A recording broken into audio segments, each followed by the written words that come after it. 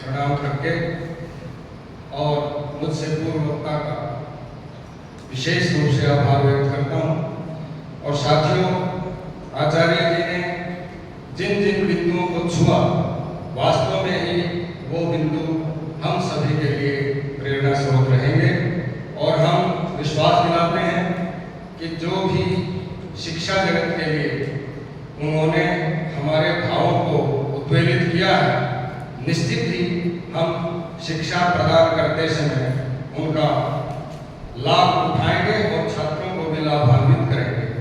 आचार्य जी ने वैज्ञानिक विधि का भी उल्लेख किया, पौराणिक का भी, आध्यात्मिक जगत का भी, और सभी प्रकार के क्षेत्रों को बताते हुए, आधुनिकता से जोड़ते हुए हमारा मार्गदर्शन किया है। इस पुनीत मार्गदर्शन के लिए मुझसे पूर्व वक्ता ने भी और हम सभी मिलकर के उनका बहुत बहुत आभार व्यक्त करते हैं। जैसा गीता में भी कहा है, कितनी ही आधुनिक सुविधाएं हो जाए, उपकरणों की, भव्य भवनों की, विद्यालयों में कितनी ही व्यवस्था बढ़ा दी जाए, लेकिन जब तक गुरु और शिष्य का तादात्म्य में स्थापित नहीं होता, तब तक शिक्षा का उद्देश्य पूरा नहीं हो सकता। लेकिन निश्चित ही हम कहीं न कहीं उस दौड़ में पीछे रहे हैं कि गुरु का और शिष्य का जो आत्मीयता का संबंध है वो कहीं न कहीं ढीला पड़ता जा रहा है। तो ये कई बार जो है उनके वक्तव्य में इस प्रकार के भाव उठे थे। और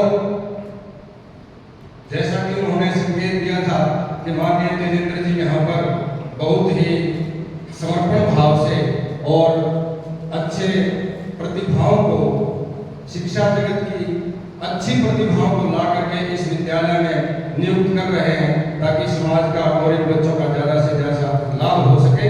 तो उस दिशा में भी उन्होंने जो है काफ़ी कुछ संकेत उनको भी दिए हैं और हमारे को भी दिए हैं। आप सभी जागरूक हैं, प्रबुद्ध चिंतन रखने वाले हैं, इसलिए ज़्यादा उसकी तरफ विस्तार से न जा करके तद्विधि प्रणिपातेन प्रश्नेन सेव्या उपदेशं ते ज्ञानिनः तत्त्वदर्शिनः। ज्ञानी लोग, तत्वदर्शी लोग कब उपदेश करते हैं, कब कोई सीख सकता है, ये विधि गीता में बतलाई गई है कि तद्विधि प्रणिपातेन, या तो हम किसी से चुप कर से भी नहीं सीख सकते। विनम्रता जब तक नहीं होगी तब तक कोई किसी से कुछ सीख ही नहीं सकता। विद्या ददाति विद्या, और विनम्रता विद्या से ही आती है, और विनम्रता से ही विद्या ली जाती है। दोनों एक दूसरे के पूरक हैं। तो इसलिए या कोई पूछ करके जिज्ञासा रखे, बार बार प्रश्न करे, तब विद्या आए। बहुत ज्यादा ढंग से विद्या सीखी जा सकती है। गुरुकुलीय परंपरा के बाद जो आधुनिक स्कूलों का जब ज्यादा प्रभाव बढ़ा, प्रचलन बढ़ा, तो ट्यूशन की पद्धति आई।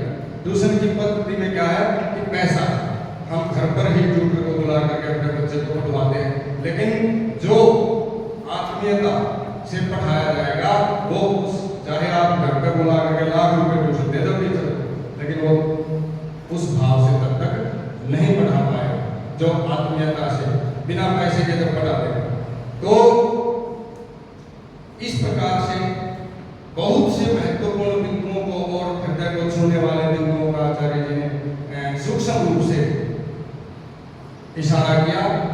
तो आचार्य जी को मैं इतना ही अपनी तरफ से भी और आप सभी मित्रों की तरफ से भी ये आश्वासन दिलाना चाहूँगा कि जिस भाव से हमारे प्रबंधन तंत्र के मजबूत जो पिलर यहाँ पर साबित हो रहे हैं माननीय तेजेंद्र जी, जिस भाव से जिस भी सदस्य को, अध्यापक को, अध्यापिका को जहाँ जहाँ से भी मुँह मांगे दामों में ला करके यहाँ पर नियुक्त कर रहे हैं, मैं उन सभी आपकी तरफ से और अपनी तरफ से भी इस भावना को व्यक्त कर रहा हूँ कि हम भी इस उद्देश्य को पूर्ति में और उनकी साख को बढ़ाने में अपनी तरफ से कोई कसर नहीं छोड़ेंगे। और आचार्य जी के सम्मान में अभी 2-4 पंक्तियां लिखी हैं, बहुत ही सूक्ष्म शब्दों में, तो वो आपके सामने साझा करता हूँ। सुभाष कहता है से विनय, शुद्ध भाव का हो उदय,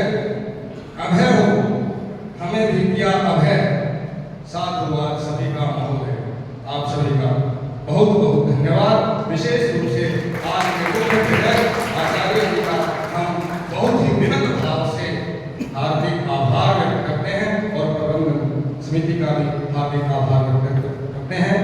धन्यवाद। ओम शांति। माननीय प्राचार्य